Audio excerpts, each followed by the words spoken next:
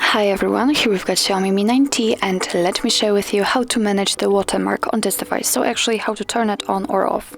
So firstly we have to enter the camera app, so let's do it, and after making sure that you're on the photo mode, we can tap on the 3 bars icon in the right upper corner. Now let's enter the settings, and actually on the very first position we've got the watermark, so simply tap on it.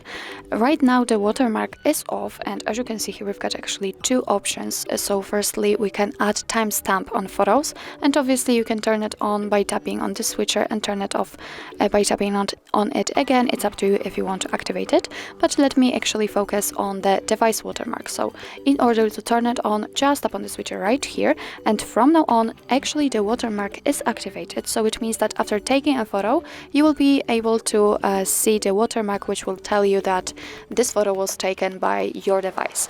But if you'd like to custom it, just tap on custom watermark, and here you can custom it. So here you can add your own watermark. So for example, you can add your name, surname, the name of the company, whatever.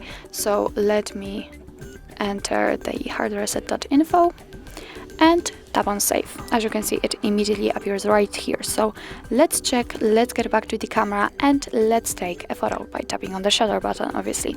Now let's take the preview, and as you can see here we've got our watermark, and first of all it is said that it was shot on Mi 9T, and under it we've got our customized watermark. So here we've got the name, at my case the name of the company.